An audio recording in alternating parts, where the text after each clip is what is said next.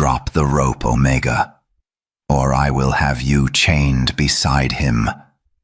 The command didn't roar. It sliced through the frozen courtyard like a blade drawn slowly across ice, deliberate, cold, final. Alpha King Apostolos stood at the edge of the snow-dusted training grounds, his heavy fur mantle brushing against polished steel pauldrons. The dying afternoon light caught the wolf insignia etched into his breastplate, casting predator shadows across pristine white snow. Behind him, carved wolf totems towered over fortress walls, their stone eyes judging everything. Winter tribunal banners snapped violently in the wind. He had come expecting treason. He had come expecting forbidden ritual, blood oaths, dark moon worship, perhaps even an attempt to raise a cursed bloodline. He did not expect this. Gianna, the castle's invisible, wolfless Omega, knelt in the snow, her rough spun gray tunic soaked through at the knees. Her hands gripped a leather rope suspended from a wooden training post, and dangling gently in the reinforced harness was a small gray pup, his hind legs hanging limp and useless. Leo, the son of the late Beta Commander Theron, a war hero's bloodline, a paralyzed disgrace. The snow beneath the pup was trampled with failed attempts, drag marks, collapsed prints, evidence of hours spent struggling. Gianna did not bow. She didn't even turn. Instead, she whispered softly to the pup, her breath misting in the frigid air. "Again, Leo, use your shoulders. Feel the ground. You are not broken." And then, impossibly, the pup growled. Not in submission, in defiance. Leo pushed forward with his front legs, dragging himself inches through the snow, his small body trembling with effort, his milky gray eyes unseeing, unfocused, locked on nothing and everything at once. The watching guards laughed. Apostolos did not, because Leo didn't cower when the king stepped closer. The pup's lips curled back, exposing tiny fangs, and he snarled, protective, fierce, utterly unafraid. "He is not what you think," Gianna said quietly, finally turning to face him. Snowflakes clung to her dark braids. A faint scar traced her left cheek, old, deliberate, not from battle. Apostolos's jaw tightened. "No, he is exactly what I feared." Before we continue, please hit the subscribe and like button and tell me which city you're tuning in from. I love to know where this story found you. Now let's dive in. The Silver Ridgepack Fortress was less a home and more a monument to survival draped in cold grandeur. The great hall suffocated beneath the weight of its own history, vaulted ceilings carved with conquest records, braziers burning with eternal flame, the metallic tang of ambition thick enough to taste.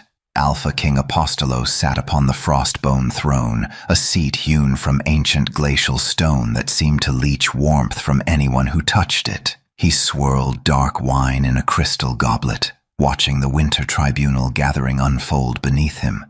It was the night of the doctrine reaffirmation ceremony, the annual ritual where the pack renewed its laws. Every high-ranking wolf in the territory postured and preened, hoping to catch the Alpha King's favor, to whisper the right counsel, to secure the right alliance. "You look like you're contemplating exile, Your Majesty," a voice purred from his right. Apostolos didn't turn. He knew the scent, sandalwood and cold iron. High Counselor Damaris, the kingdom's chief advisor, and the man the court had all but crowned as his second-in-command. "Exile would be too kind," Apostolos replied, his voice deep and empty. "I'm contemplating silence." Damaris chuckled, a sound like coins clinking. He rested a jeweled hand on the arm of the throne, his crimson robes vivid against black stone. "And leave us? The council wouldn't survive it. Besides, we're announcing the new pack purity protocols tonight. You need to look committed." Apostolos's eyes scanned the room, ignoring him. It was a habit born of war, scanning perimeters, checking exits, measuring threats. His gaze drifted past the dancing nobles, past the tables laden with roasted venison and honeyed wine, to the shadows near the servants' entrance. There she was, Gianna. She wasn't wearing ceremony silks or borrowed finery. She wore the same gray, rough-spun tunic as always, her brown hair pulled back in a severe braid that had started to fray. She balanced a heavy tray of empty goblets, navigating the crowd with a grace that didn't belong to someone invisible. She was the wolfless Omega, the genetic anomaly, born to beta parents but unable to shift, unable to sense the pack link, unable to fulfill her destined role. A ghost in wolf's clothing. Most wolves treated her like furniture, useful when needed, forgotten immediately after. But Apostolos had always found her unsettling, not because she was weak, because she was too quiet. As he watched, a drunken warrior, Captain Gregor, usually disciplined but reckless when in his cups, stumbled backward, colliding hard with Gianna. The tray tipped, goblets clattered, and Gianna caught every single one before they hit the ground, her hands moving faster than any wolfless Omega should move, her balance perfect, her eyes never leaving the warrior's face. "Apologies," she murmured. Gregor barely heard her, but Apostolos did. And he saw something else too, the faintest flicker of a scar on her wrist. Old rope burns, the kind you get from holding something suspended for hours.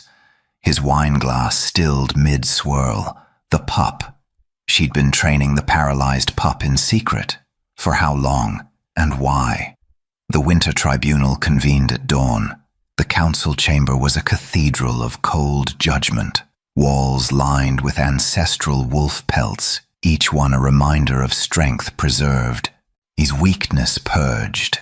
12 high-backed chairs carved from ironwood circled a central dais where the accused would stand. Above them, suspended from iron chains, hung the doctrine tablet, ancient stone inscribed with laws older than memory. The law of the pure bloodline, the law of the strong survive, the law of the cold weak. Apostolos sat at the head of the circle, his fur mantle heavy across his shoulders. He hadn't slept. The image of Gianna's rope-burned wrists haunted him more than it should. High Counselor Damaris stood beside the doctrine tablet, his crimson robes immaculate, his silver hair pulled back in the traditional warrior's knot. He cleared his throat, and the murmuring council fell silent. "We gather under the winter moon to reaffirm what has kept us alive for generations," Damaris began, and his voice smooth as polished steel. "Strength, purity, survival." Heads nodded around the circle. "But there are whispers," Damaris continued, his gaze sweeping the room, "of defiance, of sentiment poisoning discipline, of a paralyzed pup being kept alive against all protocol." More nods, harder this time. Counselor Thalia, a silver-haired warrior with scars crossing her face like war paint, leaned forward. "The Beta Commander's son should have been culled at birth. Paralysis is not survivable in our world. Keeping him alive is cruelty disguised as kindness." "It's worse than cruelty," another counselor muttered. "It's weakness." Apostolos said nothing. He watched, listened, measured. Damaris raised a hand. "There is more. Reports indicate the wolfless Omega Gianna has been secretly training the pup, teaching him on techniques." He spat the word like poison. "Human methods, rehabilitation, as if we are livestock to be coddled." A collective hiss rippled through the chamber. "Bring her," Damaris ordered. The iron doors groaned open. Gianna entered flanked by 2 guards, but she didn't walk like a prisoner. Her spine was straight, her chin level, her hands loose at her sides. She wore the same gray tunic from the night before, still damp at the knees from kneeling in snow. She stopped at the center dais and looked directly at Apostolos, not at Damaris, at the king. Gianna of no family name, Damaris intoned, circling her slowly like a predator testing prey. You stand accused of defying the doctrine of strength. You have been training a paralyzed pup in forbidden methods.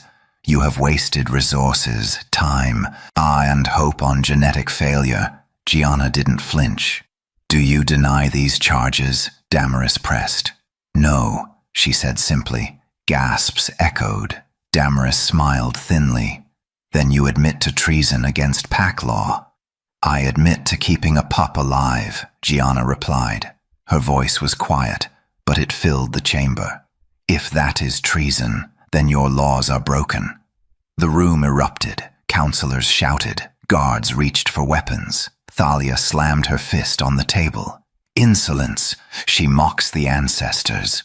Silence! Apostolos spoke for the first time. The room froze. He rose slowly from his seat, his shadow stretching long across the stone floor. He descended the steps and stopped 3 paces from Gianna. You believe our doctrine is broken? He asked, his voice low, dangerous. Gianna met his gaze without trembling. I believe your doctrine measures the wrong kind of strength. Explain. She hesitated, not from fear, but from calculation. Then she spoke. Leo cannot run. He cannot hunt. By your laws, he is useless. She paused. But yesterday, he sensed movement beyond the western ridge before your scouts. He responds to vibration, reads pressure shifts in the ground, detects threats no wolf with 4 working legs could perceive. Apostolos's eyes narrowed. You think that's strength? Damaris scoffed. Parlor tricks, desperation. Gianna turned to him. Then test him. The challenge hung in the air like a blade. Damaris's smile faded. What? Put him in the field, Gianna said. Let him prove his worth. If he fails, call him yourself. Her voice hardened. But if he succeeds, then rewrite the doctrine. Another eruption. Counselors rose from their seats. Thalia called for immediate execution. Others demanded exile. Damaris looked to Apostolos, waiting for the killing blow. But the king was silent, because he remembered Leo's snarl. He remembered the pup's unseeing eyes locking onto him with absolute defiance. He remembered Gianna's composure under the weight of his command, and he remembered the rope burns, hours, days, months of training, not pity, strategy. The pup will be kept alive, Apostolos said finally. The chamber fell deathly quiet. Damaris's jaw tightened. Your Majesty, for observation, Apostolos continued, his tone leaving no room for argument. We will assess his capabilities. If he proves worthless, the doctrine stands. If not, he looked at Gianna. Then perhaps it's time we learn to see differently. Damaris bowed stiffly, but his eyes burned with something darker than disappointment. As the council dismissed, Apostolos watched Gianna escorted out. She glanced back once, not in gratitude, in warning. Apostolos rose before dawn.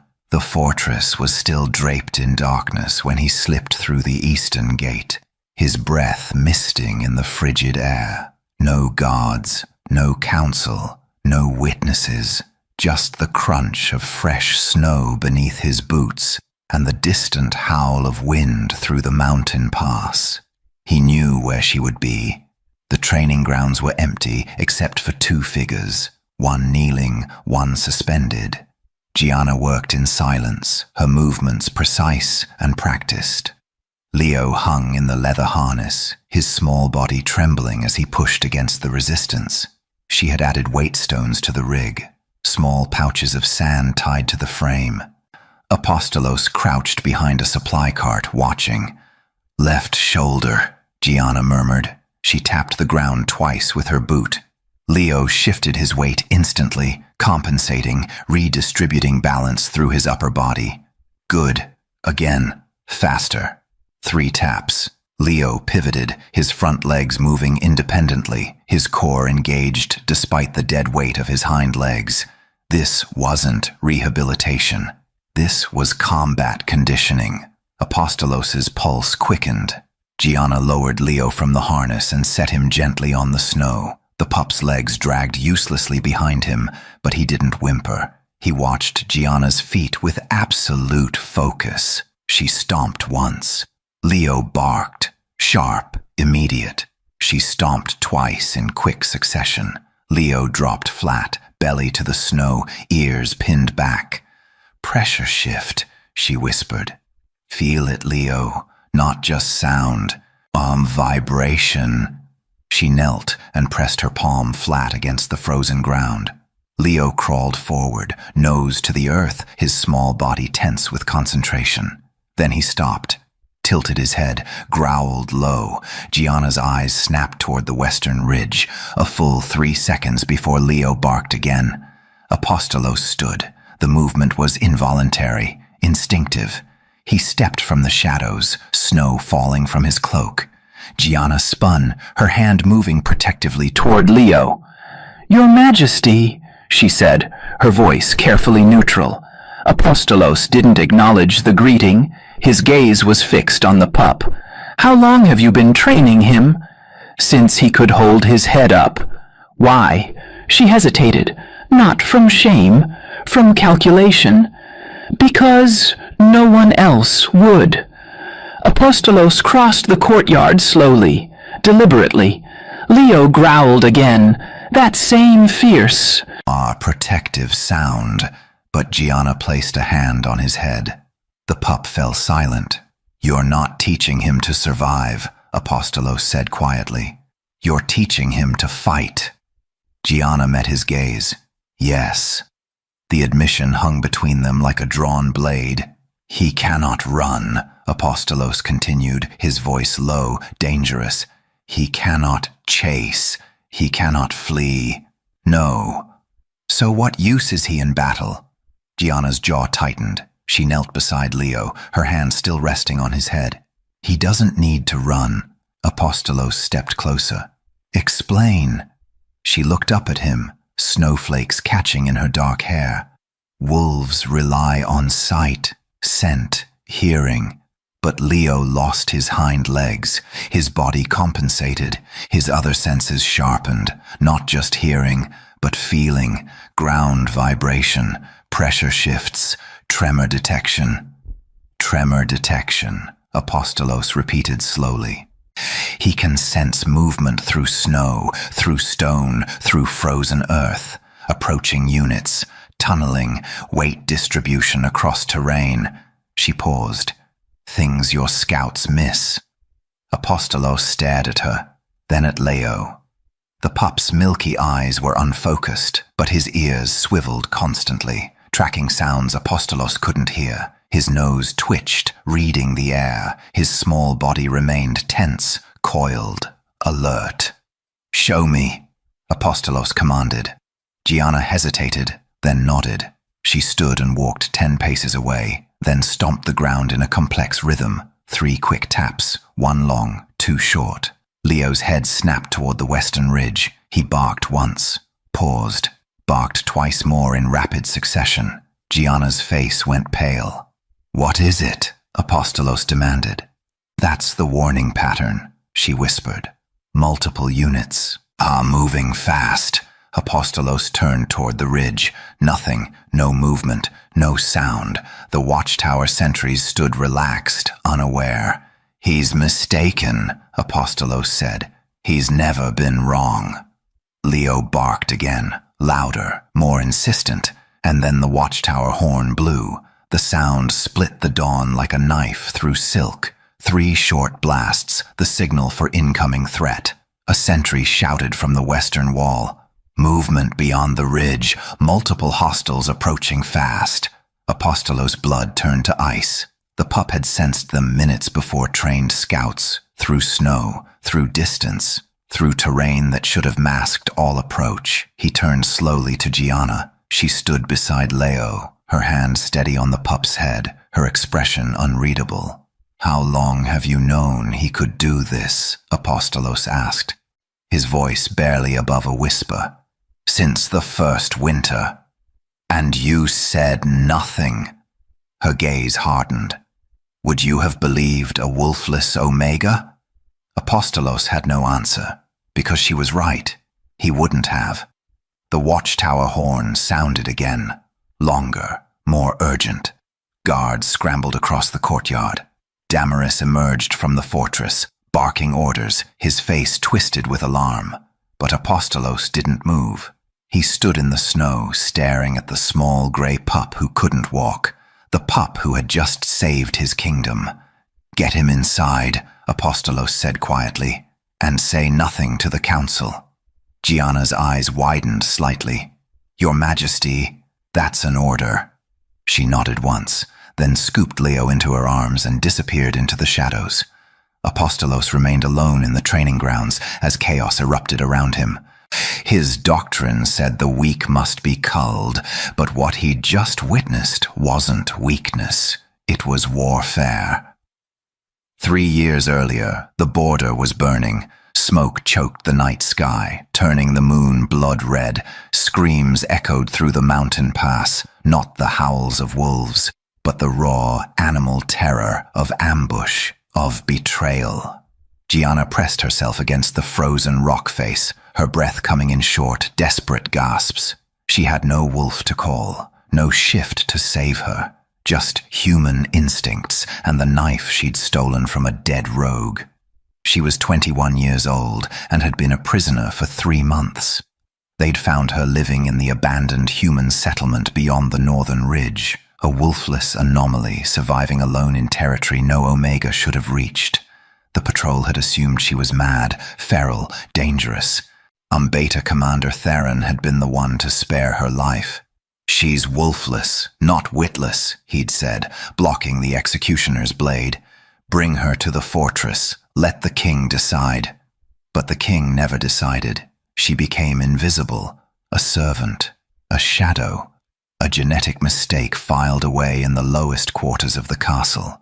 Until tonight. The ambush had come without warning, a coordinated strike during the border negotiations with the eastern clans. 50 wolves slaughtered in the first 10 minutes. The air reeked of blood and burning fur. Gianna had been traveling with the supply caravan when the attack began. She'd run, not toward safety, but toward the sounds of fighting, driven by some instinct she didn't understand. That's when she saw him. Theron, the Beta commander, stood in a defensive circle with 5 other warriors, protecting a single figure at the center, Alpha King Apostolos, younger then, newly crowned, still learning to carry the weight of the Frostbone throne, and surrounded. They came from inside, Theron roared, his sword slick with blood. The eastern clans had our patrol routes, our supply schedules. Someone sold us out. Apostolos fought like a storm, brutal, efficient, unrelenting. But even he couldn't hold against 20 attackers. One by one, the defenders fell. Theron was the last standing. Gianna watched from the shadows as an arrow punched through his shoulder, then another through his thigh. He dropped to one knee but didn't fall. "Run, my king!" Theron shouted. "The tunnels beneath the western ridge. Go!" But Apostolos didn't run. He fought his way to Theron's side, dragged him upright. And together they carved a path through the ambush. Gianna moved without thinking. She slipped through the chaos, using her small size and wolfless scent to avoid detection. She found the tunnel entrance Theron had mentioned. A narrow crack in the rock face, hidden beneath fallen timber. "Here," she screamed. Apostolos's head snapped toward her. For a fraction of a second their eyes met. Then he was moving, hauling Theron toward the tunnel, guards closing ranks behind them. They made it inside. Barely. The tunnel collapsed behind them. Whether from enemy explosives or desperate sabotage, Gianna never knew. Theron died 3 hours later in the emergency field camp. Gianna knelt beside him, using techniques she'd learned during her years among humans. pressure points, wound packing, tourniquet application. Things wolves didn't bother with because their healing was supernatural, but Theron's wounds were too deep. Silver-tipped arrows, poison. Apostolos sat across from him, his armor dented and bloodied, his face carved from stone. "Who sold us out?" the king asked quietly. Theron coughed, blood flecking his lips. "Council, Damaris, I found maps, trade records." His breathing rattled. "He's been selling patrol routes to eastern clans for years." Apostolos' jaw clenched. "Why?" "Power. Always. Power." Theron's hand shot out, gripping the king's wrist with desperate strength. "The tunnels beneath the fortress, smuggling routes. He's been using them." "Where?" "Old watchtower. Hidden maps." Theron's gaze shifted to Gianna. "The wolfless girl. She saved us. Trust her." Apostolos looked at Gianna as if seeing her for the first time. Theron's grip tightened. "My mate. She's pregnant. If the child survives, if I don't." He coughed violently. Promise me you'll protect my bloodline." "You have my word," Apostolos said. Theron's eyes closed. He died as dawn broke over the mountains. 2 weeks later, Theron's mate gave birth. The labor was brutal, complicated. She hemorrhaged and died within hours. The pup survived, but his hind legs didn't move, paralyzed. The council whispered it was a curse, punishment for Theron's failure to prevent the massacre. They demanded the pup be culled immediately. Apostolos had hesitated. That night, Gianna appeared in the king's private chambers, the first and only time she'd ever dared. "You made a promise," she said simply. And Apostolos stared at her. "The pup cannot survive. Let me try." "Why?" She met his gaze. "Because Theron saved your life, and you saved mine." Something shifted in the king's expression. "You know nothing about raising pups. I know about adaptation." She stepped forward. "Humans survive without wolves, without packs, without supernatural healing. They learn differently. I can teach him. The council will never allow it." "Then don't tell them." Apostolos studied her for a long moment. Then he nodded once.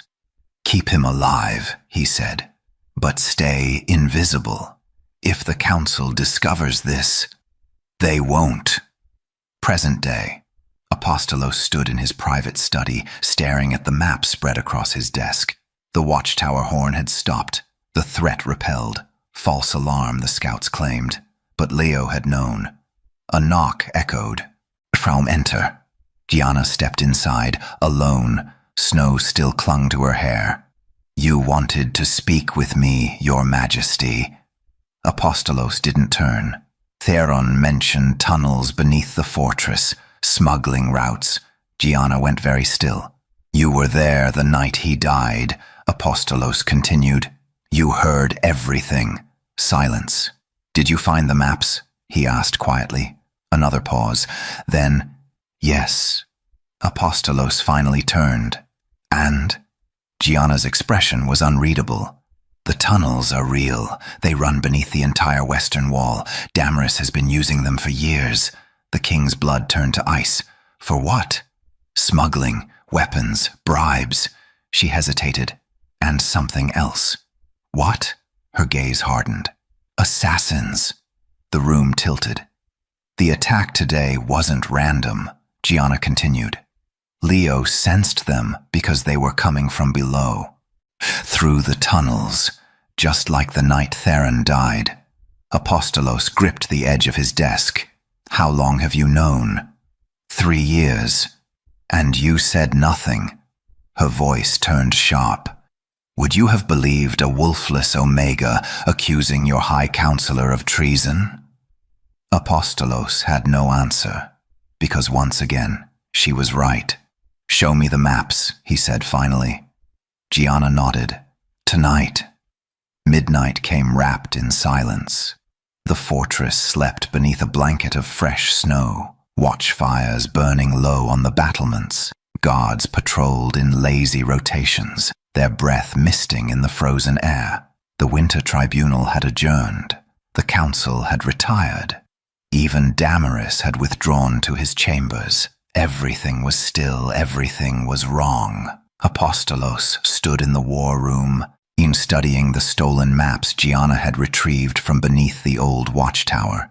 Tunnel networks sprawled across yellowed parchment like veins beneath skin. Dozens of passages, some centuries old, others recently excavated, all leading directly under the western wall. "These haven't been used in decades," Apostolos murmured.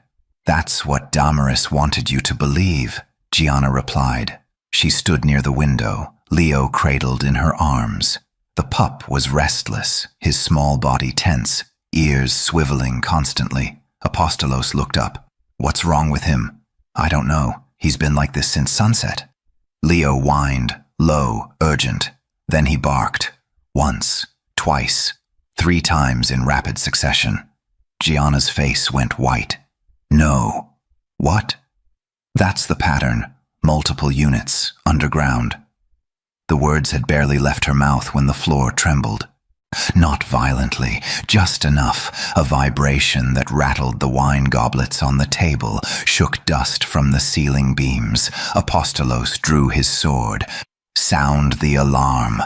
The western wall exploded. Not the gate, the ground beneath it. Stone erupted upward in a geyser of dirt and snow. The watchtower tilted, groaned, and collapsed in a thunderous avalanche of rubble. Screams echoed, horns blared, and from the smoking crater, figures emerged. Dozens of them, masked, armed, moving with military precision. Assassins. Apostolos hit the courtyard at a dead run, his blade already slick with blood. The first attacker lunged from the shadows. He died before his feet touched snow. The courtyard had become a war zone. Firelight from burning wreckage cast dancing shadows across white ground. Guards fought desperately, outnumbered and disoriented. The assassins moved like smoke, fast, coordinated, utterly silent.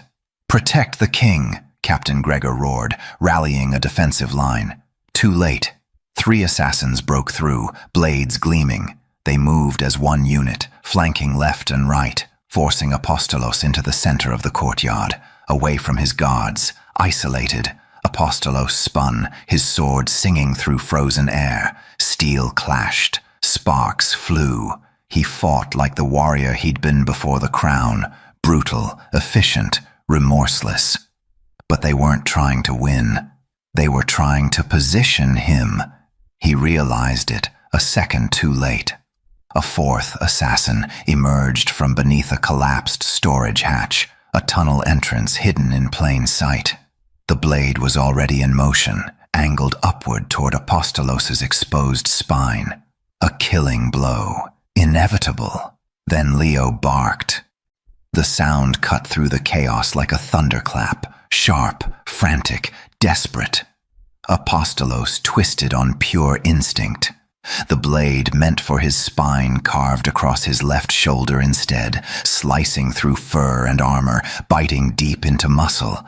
Pain exploded, white-hot. But he was alive. He pivoted, grabbed the assassin's wrist, and drove his blade through the man's throat in one vicious motion. The body crumpled. Apostolos staggered, blood pouring down his arm, his vision swimming. "Your Majesty!"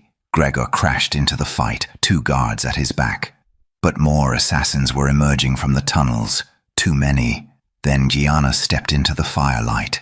She didn't carry a sword. She carried a broken section of watchtower chain, heavy iron links still attached to a stone anchor. An assassin charged her. She waited, waited. At the last second, she dropped low, swung the chain in a wide arc, and caught the attacker's legs. He went down hard. She reversed the swing, brought the stone anchor down on his skull. He didn't get up. Another came. She used his momentum against him, sidestepped, hooked the chain around his throat, and pulled him off balance into the path of his own ally's blade. She wasn't fighting like a wolf. She was fighting like a human, Strategy over strength, leverage over power, survival over pride. "The tunnels!" she shouted. "Collapse them!" Apostolos understood immediately. "Gregor, torches, burn the support beams." Guards rushed to obey, hurling firebrands into the open tunnel entrances. Ancient timbers caught instantly, flames racing through the underground network. The remaining assassins realized their escape was cut off. They fought harder, desperately. Apostolos pressed forward despite his wound, his blade a blur of silver and red. Gianna moved beside him, not behind, protecting his exposed left side with calculated precision. Leo barked again, warning. The largest tunnel entrance, directly beneath the armory, began to collapse. "Fall back," Apostolos commanded. The guards retreated, the ground buckled, and the entire western courtyard caved inward, swallowing flame, bodies, and screaming assassins into the burning tunnels below. Silence fell, broken only by crackling fire and distant moans. Apostolos stood in the center of the devastation, his left arm hanging useless, blood staining the snow around him. Gregor approached, dragging a surviving assassin by the collar. The man's mask was torn, revealing a face Apostolos recognized. A fortress guard, one of his own. Talk," Apostolos said coldly. The guard spat blood. "It's done. The council has already—" "What council decree?" Apostolos stepped closer. "Who gave the order?" The guard smiled through broken teeth. "You think this was about killing you?" He laughed, a wet, rattling sound. "This was about proving you're weak, that your laws are outdated, that keeping the paralyzed abomination alive has made you soft." Apostolos' blood ran cold. "The vote happens at dawn," the guard continued. "With or without you, the High Council will remove you for failure to uphold doctrine." He looked past Apostolos, at Gianna, at Leo. "They die first, then you." Apostolos raised his blade. "Wait," Gianna started. Too late. The guard's head rolled across the blood-soaked snow. Apostolos turned to face her, his expression carved from ice and fury. "Damaris isn't just corrupt," he said quietly. "He's staging a coup." Gianna held Leo tighter. The pup was silent now, exhausted, trembling. "What do we do?" she whispered. Apostolos looked toward the fortress, toward the council chambers where dawn would bring judgment. "We rewrite the doctrine," he said, "before they kill us for it." Dawn broke gray and bitter over the ravaged fortress. The western courtyard resembled a mass grave, collapsed tunnels, scorched earth, bodies half buried in snow and ash. Survivors worked in grim silence, pulling the dead from the rubble. Apostolos sat in the war room, his left shoulder wrapped in bloodied bandages. The pain was manageable. The fury was not. Before him, spread across the table, lay the evidence. Trade ledgers stolen from Damaris's private quarters. Encoded correspondence with Eastern clan leaders, payment records for weapons, information, assassination contracts, and the maps, decades of tunnel networks, supply routes, infiltration points, all signed with the High Councillor's seal. Gianna stood near the window, Leo sleeping fitfully in a basket at her feet. She hadn't left the king's side since the attack. Captain Gregor entered, his face haggard. "Your Majesty, we've identified the dead assassins." "And?" 12 were fortress guards, 5 were council attendants, 3 were Eastern clan mercenaries. He paused. "All recruited within the past 2 years. While Damaris restructured the watch rotations," Apostolos said flatly. "Yes, Your Majesty." Apostolos stared at the ledgers. The pattern was clear now, brutally, horrifyingly clear. Theron had discovered it 3 years ago. That's why he'd been at the border negotiations, not to negotiate, to investigate. He'd been tracking illegal weapons shipments, following the money, connecting the corruption back to its source. And Damaris had arranged the massacre to silence him. The beta commander knew, Apostolos said quietly. He tried to tell me, the night he died. He did tell you, Gianna said softly. Apostolos looked up sharply. She stepped forward. You were there. You heard him mention Damaris, council corruption, the tunnels. I thought he was delirious, battle-fevered. No. Her voice was gentle but firm. You thought he was paranoid, because Damaris had spent years convincing you he was loyal, indispensable. The truth landed like a physical blow. Apostolos stood abruptly, his chair scraping stone. He moved to the window, staring out at the smoking ruins. Theron entrusted you with Leo, he said. Why? Gianna hesitated. Because he knew what Damaris would do. Leo was born paralyzed, the perfect excuse to eliminate Theron's bloodline entirely. A weak heir, a genetic failure. Council doctrine would demand his death. And you agreed to protect him. Yes. Knowing it could get you killed. Yes. Apostolos turned. Why risk everything for a pup you didn't know? For a bloodline that wasn't yours? Gianna met his gaze steadily. Because Theron saw me, not as a wolfless mistake, not as a servant, as a person. Her voice cracked slightly. He was the first wolf who ever did. Silence filled the chamber. Apostolos felt something shift in his chest, sharp, uncomfortable, like a blade being withdrawn. You've known about the coup for 3 years, he said quietly. The tunnels, the corruption, the assassination plots. Yes. And you said nothing. Her jaw tightened. I tried. I sent anonymous reports to your chambers. I left evidence where you would find it. I even attempted to speak with you directly twice. I don't remember, because your attendants turned me away. Because wolfless Omegas don't have audiences with kings. Her voice hardened. And when I finally managed to reach Captain Gregor, he laughed, told me to stop wasting his time with conspiracy theories. Gregor shifted uncomfortably near the doorway. Apostolos's hands clenched into fists.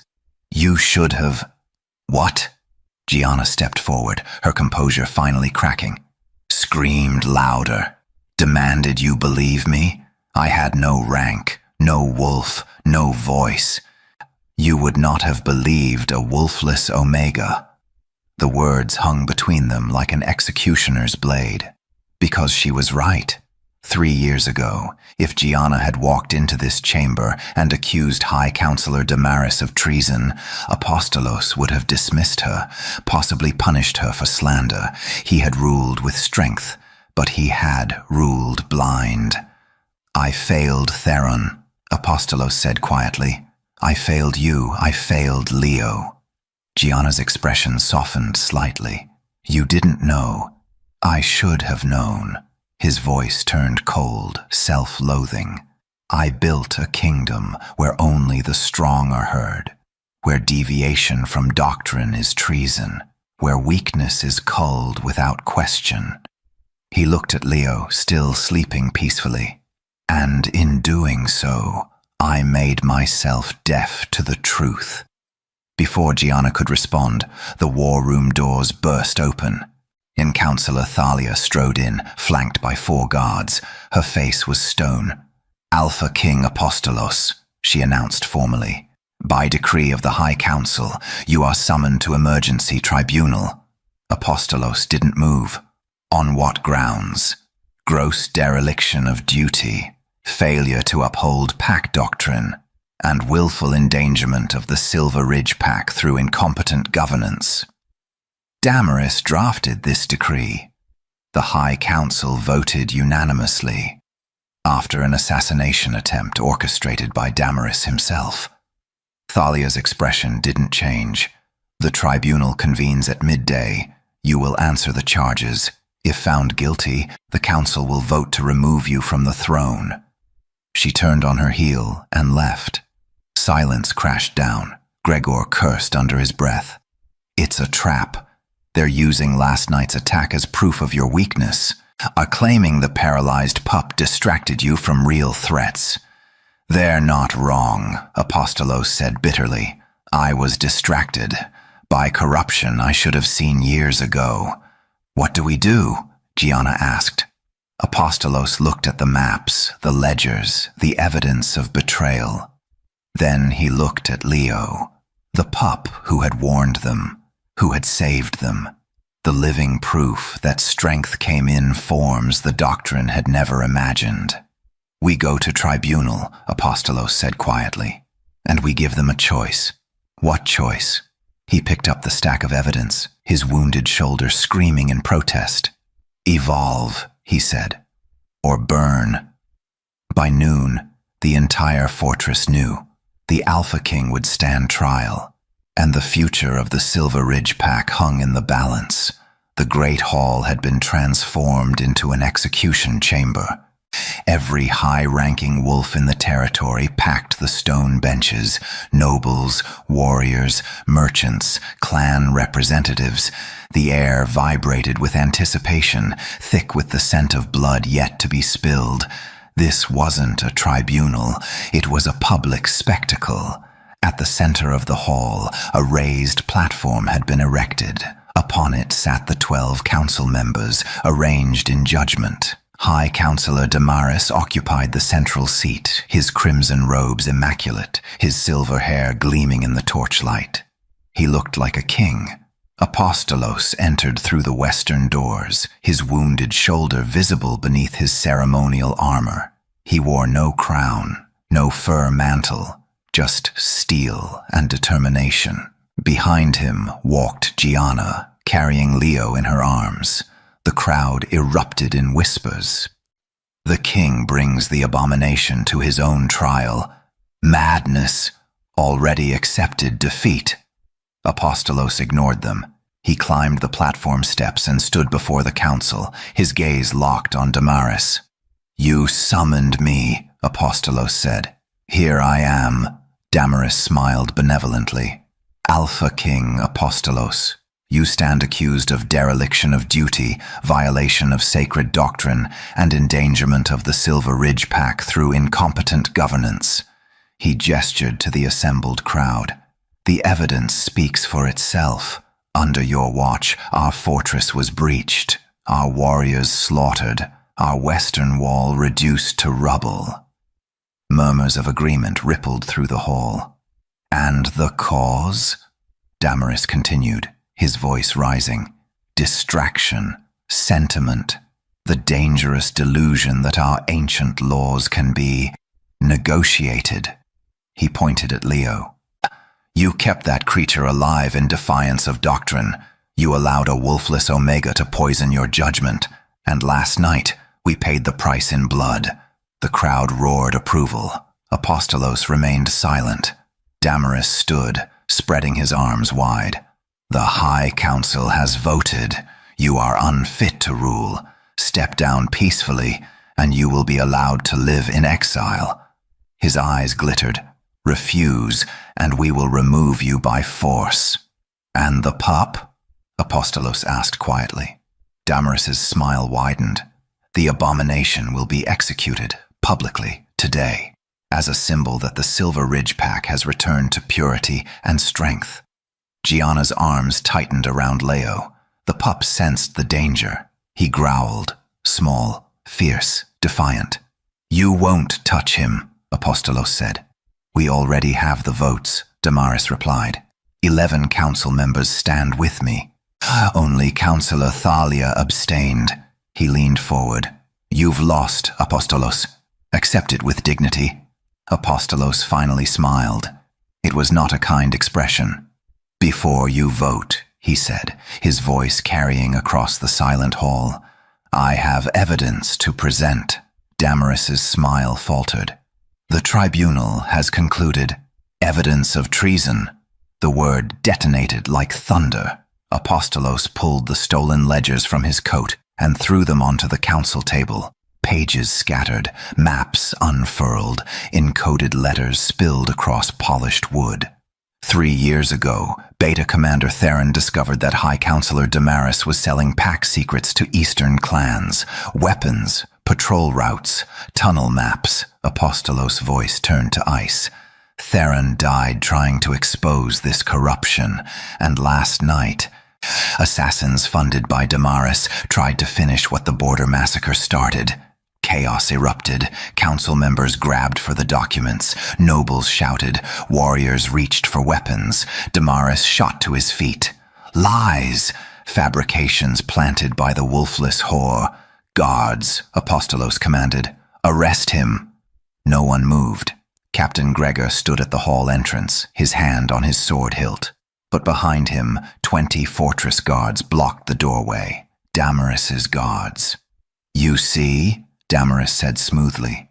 "You command nothing. You are already deposed." He gestured, and 6 armed guards moved toward the platform. "Seize the king. Execute the pup." Gianna backed toward the edge of the platform, clutching Leo. Apostolos stepped between them and the advancing guards. "Stand down," he ordered. The guards hesitated. One of them, a young warrior named Marcus, looked torn. "Your Majesty, the High Council has voted." "The High Council is corrupted," Apostolos said. "Look at the evidence. Think for yourselves." "Evidence can be forged," Damaris interjected. "But doctrine is eternal. The law demands the weak be culled. Will you follow a king who defies the very foundation of our pack?" The guards advanced. Apostolos drew his sword with his good arm. "Last warning," he said quietly. Behind him, Gianna set Leo down gently. She picked up a ceremonial spear from the platform display. "If you die," she whispered, "I'm taking Leo and running." "You won't have to." Apostolos didn't take his eyes off the guards. "I should have said this 3 years ago." His voice softened.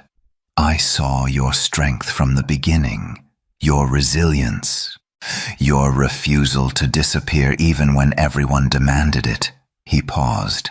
"I was afraid of what that meant, afraid that acknowledging you meant admitting I was wrong about everything." Gianna's breath caught. "But you were never invisible to me," Apostolos continued. "You were just braver than I was." The first guard lunged. Apostolos deflected the blade despite his wounded shoulder, reversed the momentum, and disarmed the man in 3 moves. 2 more attacked. Gianna moved like water, quick, precise, using the spear's length to keep distance, targeting joints and balance points rather than attempting fatal strikes. Leo barked frantically, warning. More guards were coming from the side entrance. Apostolos realized they were surrounded. Damaris smiled from his seat. "Surrender, and I'll make the executions quick." Apostolos straightened, his sword still raised. "No. Then you'll die a traitor. Better a traitor to corruption than a servant to it." Apostolos turned to face the assembled crowd. His voice rang through the great hall like a war horn. "The High Council claims I've failed you. Perhaps they're right. I built a kingdom where only one kind of strength mattered, where deviation meant death, where the vulnerable were discarded without question." He gestured to Leo. "That pup saved my life last night. He warned us of the attack before trained scouts. He detected enemies through stone and snow, using senses we never valued because they didn't fit our doctrine." Murmurs spread.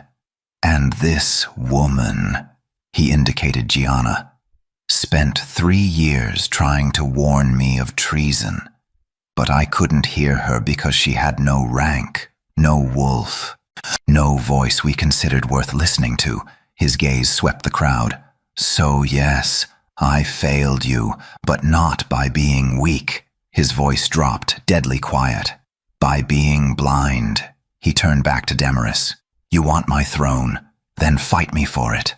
Apostolos raised his sword. Trial by combat, ancient law, unchallengeable. The hall fell deathly silent. Damaris's expression twisted. "You're wounded, half dead already." Then it should be easy. Damaris looked at the guards, at the council, at the crowd. He was trapped, refuse, and he looked like a coward, except, and he risked everything. Slowly, Damaris smiled. Very well. He descended from the council platform.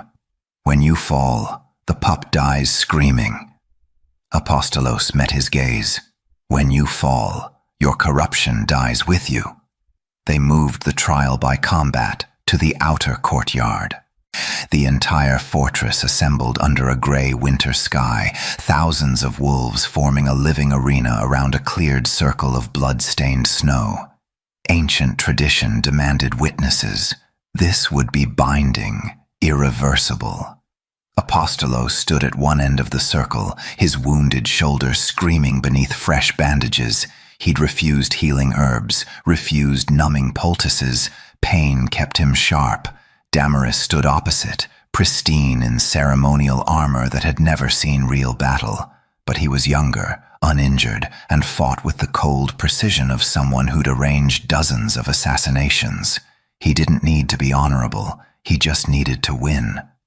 Between them, placed at the circle's center, sat Leo in his leather harness. The prize, Damaris had declared. When I win, I execute him myself. Gianna stood at the circle's edge, her face pale but composed. She held nothing, no weapons, no leverage. If Apostolos fell, she'd have seconds to run before Damaris's guards seized her. She'd already lost everything once. She'd learned to run fast. The presiding elder raised a ceremonial horn. By ancient law and pack tradition, this combat will determine truth. The victor's cause is righteous. The fallen's cause dies with him. He blew 3 sharp blasts. The fight began. Damaris moved like a viper, fast, efficient, targeting the wounded shoulder immediately. Apostolos barely deflected the first strike. The impact sent lightning through his injured arm. He gritted his teeth, pivoted, and countered with a low slash that Damaris easily avoided. The crowd murmured. The king was slow, wounded, struggling. Damaris smiled. You should have accepted exile. He attacked again. A flurry of calculated strikes designed to exhaust, to injure, to humiliate.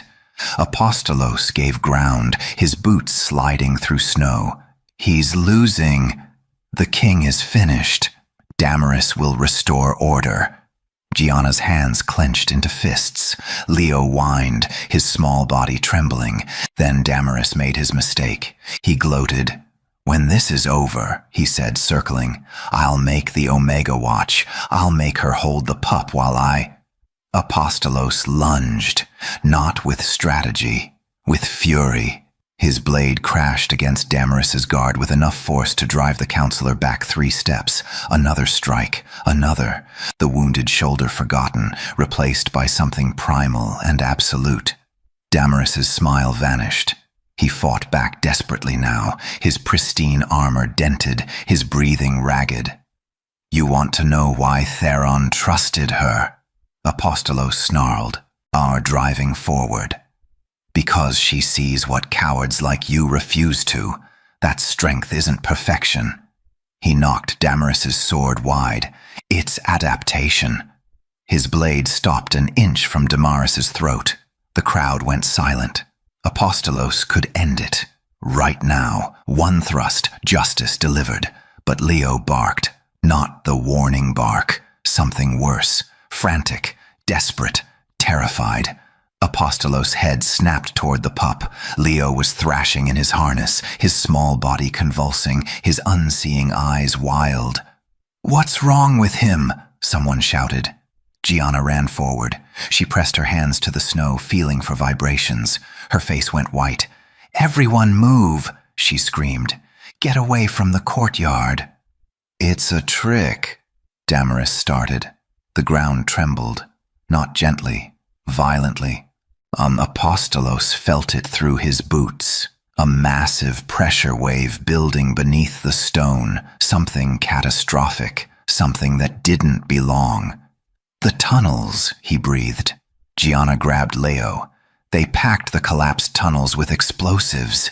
They're going to... The western section of courtyard erupted. Stone and snow geysered skyward in a column of fire and debris. Wolves screamed, scattering in every direction. The blast wave knocked dozens off their feet, and beneath the smoke, the tunnel network revealed itself. A vast honeycomb of passages, some centuries old, others recent, all interconnected, all rigged to explode. Apostolos realized the horrifying truth immediately.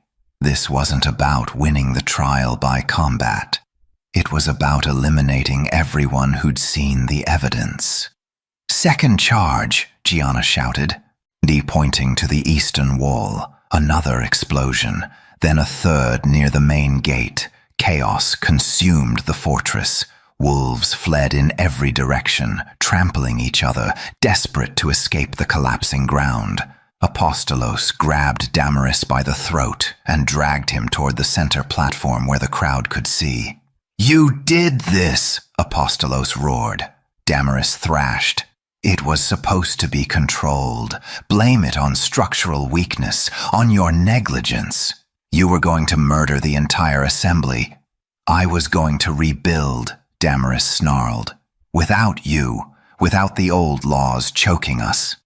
Apostolos hurled him to the ground.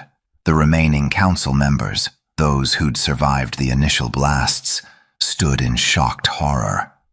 "He planned this," Apostolos said, his voice carrying across the panicked crowd. "The assassination attempt. The explosives. All of it designed to eliminate anyone who might challenge his coup." Captain Gregor emerged from the smoke, dragging a prisoner, one of the fortress engineers. "He's confessing," Gregor shouted. "Damaris paid him to rig the tunnels, said it was for structural testing." The engineer collapsed, sobbing. "I didn't know it was meant to kill people. I thought—" Another explosion, smaller this time, near the servant quarters. Leo barked again, warning, counting. Gianna listened to the pattern. 3 more charges, southern wall, armory, and— Her eyes widened. "The Great Hall, where the archives are stored." "He's destroying evidence," Apostolos said. "Arrest them." Thalia's voice cut through the chaos. The sole abstaining counselor pointed at Damaris and his loyalists. "Arrest them all." Loyal guards surged forward, seizing council members who tried to flee. Damaris stood alone now, his pristine armor scorched, his carefully constructed coup collapsing around him. "It doesn't matter," he said, almost laughing. "You've already lost. The doctrine is broken. The pack is scattered. You've proven me right. Sentiment and weakness have destroyed us." Apostolos stepped forward. "No." He turned to face the assembled crowd, thousands of wolves, frightened and confused, watching their world burn. "You want to know what destroyed us?" Apostolos' voice rang across the courtyard. "Blind tradition. The refusal to see strength in anything that doesn't match our ancient expectations." He gestured to the smoking ruins. "We built these tunnels centuries ago for supply and defense, but we forgot they existed. We stopped maintaining them, stopped watching them, because they didn't fit our image of how a fortress should work." He looked at Leo, still cradled in Gianna's arms. "That pup warned us. 3 times now, he's detected threats every trained scout missed, not because he's perfect, because he's adapted." Apostolos' gaze swept the crowd. "Strength is not speed. It is not perfection. It is not the ability to crush enemies with your bare hands." His voice dropped, powerful and absolute.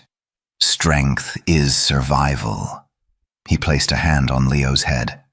"This pup survived paralysis. He survived being marked for death. He survived because someone refused to accept that weakness and usefulness are the same thing." He looked at Gianna, and she survived being invisible, being dismissed, being silenced. Yet she kept fighting, kept warning us, kept protecting the future even when we couldn't see it. Silence fell across the courtyard. From this day forward, Apostolos declared, no wolf will be cast aside for deviation from tradition. No voice will be ignored because it lacks rank. And no pup, his hand tightened gently on Leo's head, will be culled for being different. He turned to the surviving council members. The doctrine is broken, not because it was wrong about strength. His voice turned cold, but because it made us blind to it. Damaris lunged, a desperate final attack, a hidden blade drawn from his boot. Leo barked. Apostolos turned, caught the blade with his bare hand, and drove his sword through Damaris's chest. The High Counselor fell into the blood-stained snow, and the old law died with him. Spring came early to Silver Ridge. The snow that had buried the fortress for months began its slow retreat, revealing patches of dark earth and the first brave shoots of green. Icicles dripped from the repaired watchtowers. The air, once sharp enough to cut, softened into something almost gentle. The fortress had changed, not just the rebuilt walls or the sealed tunnels, but something deeper. Something in the way wolves moved through the courtyards, the way they spoke to one another, the way they listened. Leo had become a legend, the paralyzed pup who'd saved the kingdom. Every morning, he held court in the eastern training grounds, no longer hidden in shadows, but displayed proudly at the center of fortress life. A dozen young wolves surrounded him, some injured, some born different, all learning the techniques Gianna had spent years perfecting: balance training, unsensory development, adaptive combat. A young she-wolf with a twisted front leg practiced weight distribution exercises. A male pup born deaf learned to read ground vibrations through his paws. An older warrior, blinded in battle, relearned the world through scent maps and echolocation. Leo supervised them all, his small body stronger now, his harness modified with wheels that let him move independently. He couldn't run, he'd never hunt, but he'd become something more valuable. A teacher, a symbol, a living rejection of the old doctrine. And beside him always stood Gianna. She wore new clothes now, not servant's gray, but the deep blue of the king's personal guard, embroidered with the wolf insignia. Her title, freshly created, was inscribed on the training ground archway: Head of Rehabilitation and Tactical Sensory Division. The council had protested, of course, until Apostolos reminded them there was no council. Not the old one, anyway. Damaris's co-conspirators had been exiled or executed, the remaining loyalists stripped of rank and privilege. In their place, Apostolos had appointed wolves who'd proven themselves through service, not bloodline. Healers, scouts, engineers. Even Captain Gregor, who'd admitted his failure to listen to Gianna years ago and requested demotion as penance, Apostolos had promoted him instead. "We need people who can admit their mistakes," the king had said, "not people who've never made any." The doctrine had been rewritten on new stone tablets, the old ones shattered publicly in the Great Hall. Strength is survival. Adaptation is evolution. Every wolf has value. Simple, revolutionary, terrifying to those who'd built their power on the old ways, but the kingdom was healing, slowly, painfully, but healing. Apostolos stood on the high balcony overlooking the valley, watching the sunset over mountains still capped with snow. His shoulder had healed, leaving a scar that ached in cold weather, a permanent reminder of the night everything changed. Footsteps approached. He didn't turn. "They're asking when you'll choose a mate," Gianna said, joining him at the rail. "The nobles are getting impatient." "Let them be impatient," she smiled faintly. "You're the Alpha King. You need an heir. Tradition demands." "Tradition nearly destroyed us." Silence settled between them, comfortable and charged in equal measure. Below, Leo led his students through evening exercises. Even from this distance, his bark was clear, sharp, commanding, absolutely certain. "He's thriving," Apostolos observed. "He always was," Gianna replied. "You just couldn't see it." Apostolos turned to look at her. The setting sun caught the scar on her cheek, the one he'd noticed that first day in the courtyard. He'd never asked about it. "Where did you get that?" he asked quietly. Gianna touched it reflexively. "A human village. When they discovered I was different, they thought I was cursed." She smiled without humor. "Turns out wolves and humans aren't so different. Both fear what they don't understand." "I feared you," Apostolos admitted. Her eyebrows rose. "Me? Not your weakness, your strength." He looked back at the valley. "You survived alone in human territory for years. You learned things no wolf knows. You saw corruption I was blind to. You protected a pup against an entire kingdom's doctrine." He paused. "You were never wolfless, Gianna. You were something else entirely." Her breath caught. "Something I didn't have words for," he continued. "Something that terrified me, because it meant everything I'd built my reign on was incomplete." Gianna was quiet for a long moment. Then she said softly, "You were never blind either." He looked at her sharply. "You just didn't look," she continued. "There's a difference.